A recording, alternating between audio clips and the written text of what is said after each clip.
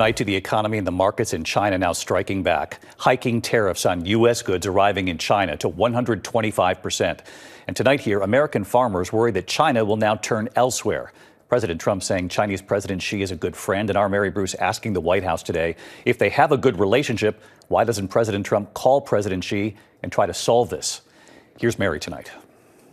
Tonight, for the first time, Chinese President Xi Jinping speaking out on the escalating trade war with the United States as China raises the stakes even higher. President Trump has imposed a staggering 145% tariff on all Chinese goods coming into the U.S.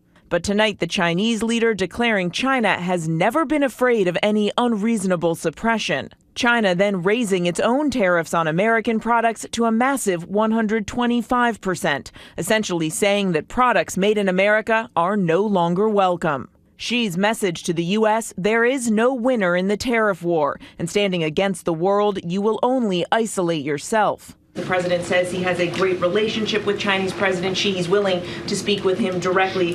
Why doesn't the president just pick up the phone and get this ball going? The president, as I said from the podium just a few days ago when I was up here, would be gracious if China intends to make a deal with the United States. So is he waiting for China to make the first move here? I'm not going to comment on communications that are happening or may not be happening. Prices already rising on everything from clothes to toys to electronics. And China's retaliatory tariffs already taking a toll.